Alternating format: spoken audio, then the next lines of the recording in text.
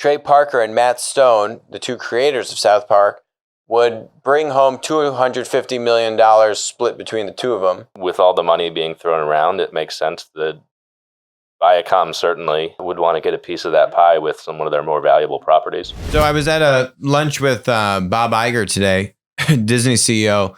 Really interesting. He just came out with a new book.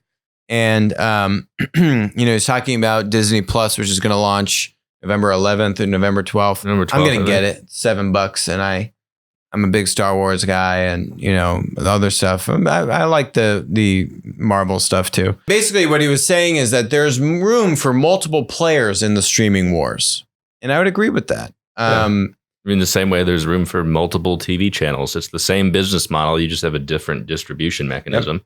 Exactly. So it makes sense there'll be more than one streaming service. Mm-hmm. And so South Park, it looks like there's rumors that there's a $500 million deal for the streaming rights for South Park. So that means that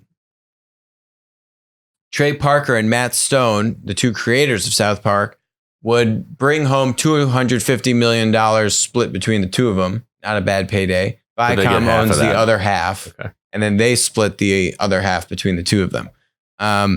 But as Nick and I were talking about, you can go stream South Park shows right now. I think like southparkcc.com or something. It's been online with ads, obviously, sometimes with some restrictions on when it's available and for how long, for years.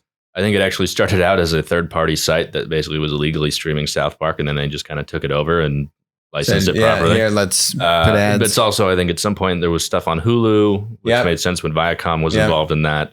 Not sure if it's still there, but with all the money being thrown around, it makes sense that Viacom certainly would want to get a piece of that pie with some one of their more valuable properties. Yeah, it doesn't seem like Viacom's really entering the streaming wars themselves, and maybe they'll just focus on creating content and selling it off. Bob Backus said that the economics of that look terrible, and he doesn't want to get involved. I think so. They're a content company, and this isn't our core competency. Right. And we'll be on the ones that make the most sense for us. Basically, who's going to give us the most money, but we're not going to go bleed billions of dollars to try to be Netflix, which I like that play. Does make a lot of sense. Hi, this is Alex from Winner Take All. Thanks for joining us. Hope you enjoyed the content. Feel free to leave a comment, ask us questions, and definitely make sure to join us on our next live stream.